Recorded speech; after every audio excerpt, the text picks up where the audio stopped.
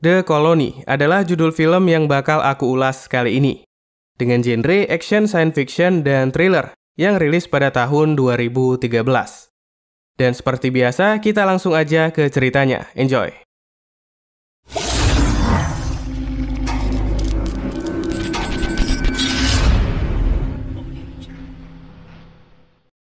Film ini berkisah di masa depan, ketika seluruh permukaan bumi dilanda badai salju. Hal ini bermula saat bumi mengalami pemanasan global yang sangat parah, dan para ilmuwan di seluruh dunia membangun menara-menara yang dapat mengendalikan cuaca. Namun entah bagaimana menara ini mengalami kerusakan, dan mengakibatkan turunnya salju abadi yang menjadi akhir dunia.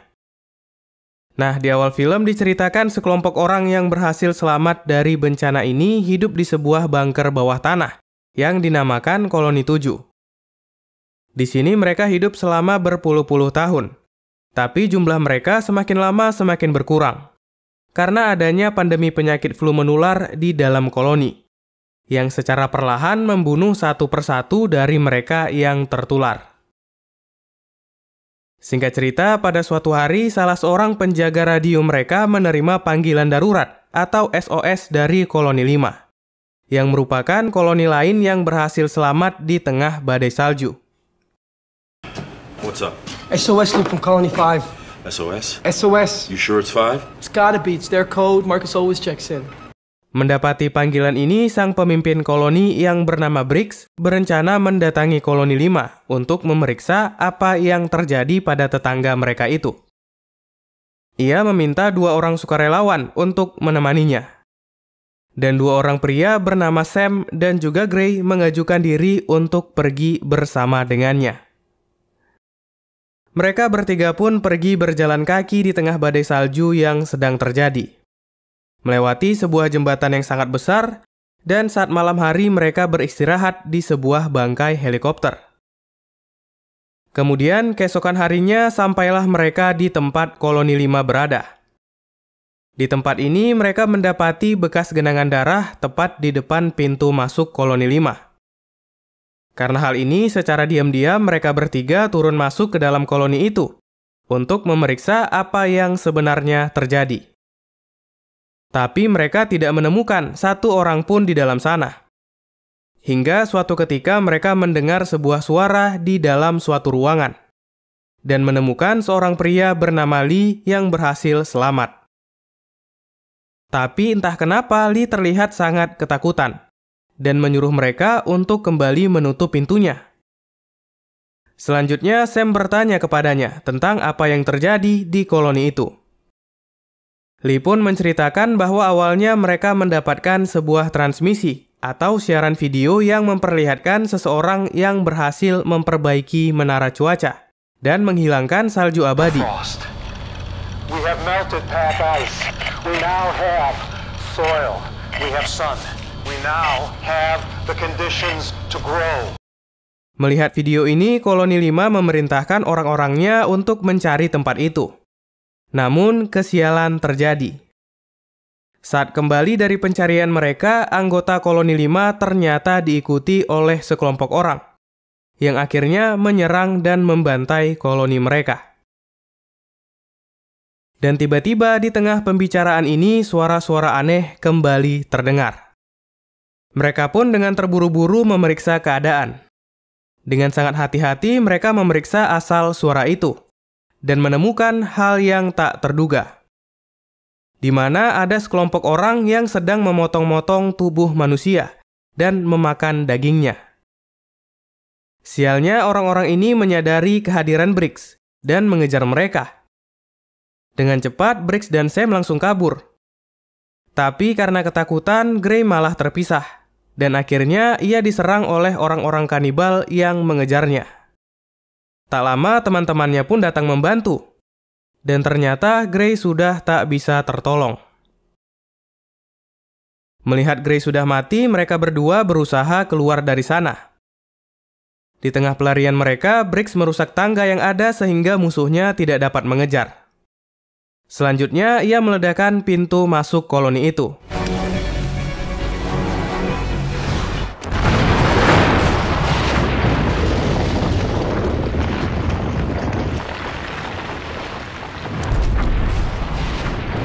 dan memutuskan untuk kembali ke koloni mereka. Namun nasib buruk kembali terjadi.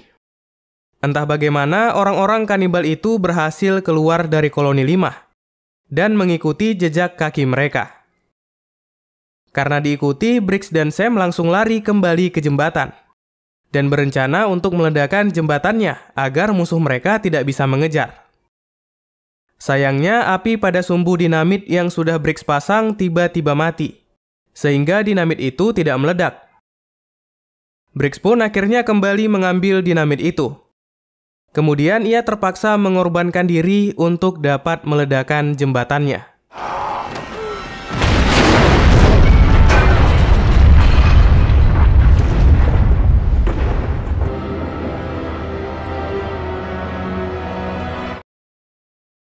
Cerita pun berlanjut saat Sam yang berhasil selamat kembali ke koloni 7. Tapi di sana ternyata sedang terjadi kudeta, di mana seorang pria bernama Mason sedang berkonflik dengan seorang perempuan bernama Kai. Hal ini diakibatkan karena Mason dengan paksa ingin mengambil alih kepemimpinan di dalam koloni ketika Briggs tidak ada.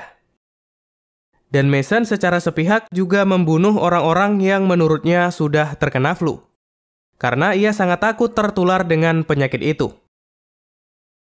Bahkan ketika Sam datang dan pingsan di luar koloni, Mason malah mengambil kesempatan untuk memukul Kai, yang saat itu sedang menolong Sam, hingga tak sadarkan diri.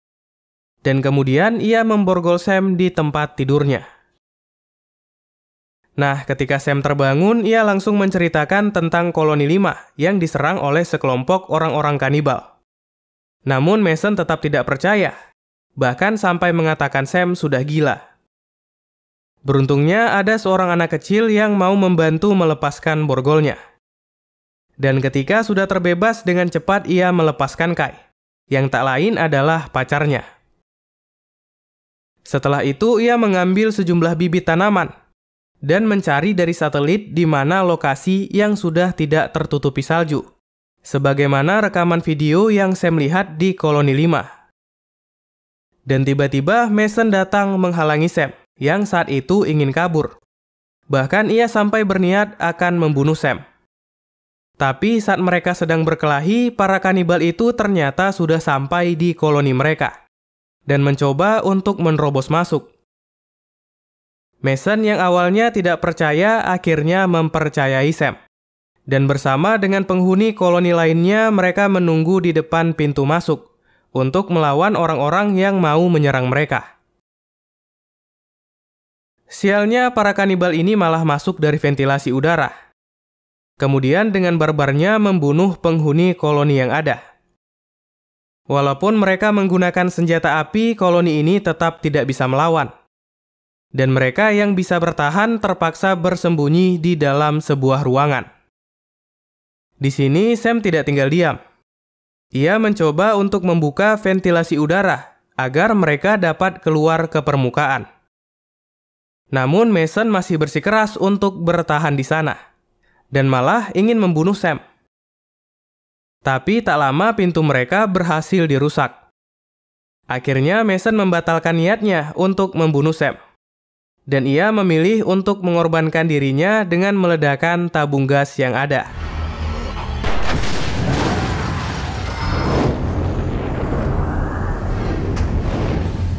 Namun, si pemimpin kelompok kanibal ini berhasil selamat masuk ke ventilasi, mengejar Sam dan kawan-kawannya.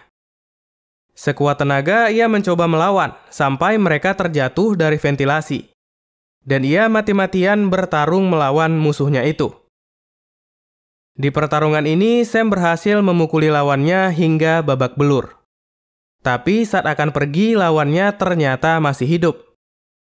Karena sangat marah, Sam langsung mengambil sebuah pisau dan membelah kepala musuhnya. Setelah mengalahkan lawannya, Sam terdiam melihat bunker yang selama ini ditinggalinya sudah hancur terbakar. Tak lama, ia pun kembali ke permukaan dan mengajak anggota lain yang selamat untuk mencari tanah yang sudah tidak ditutupi salju, agar mereka bisa menanam bibit yang Sam bawa. Kemudian mereka langsung pergi menerjang badai salju, meninggalkan koloni mereka Dan film pun berakhir.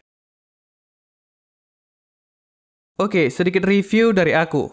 Satu kata untuk film ini adalah gelap. Tapi bukan gelap ceritanya, melainkan gelap gambarnya.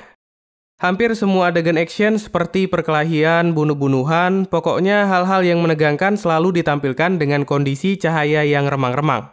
Dan lampu yang selalu hidup dan mati, seperti diskotik. Jadi bukannya seru malah susah untuk dilihat, alias nggak terlalu jelas di layar. Tapi untuk cerita, film ini menurut aku cukup bagus. Ceritanya sederhana dan enak untuk dinikmati. Ya nggak ngebosenin lah untuk sekedar dijadikan hiburan. Oke, sekian dulu dari aku dan sampai jumpa di video berikutnya.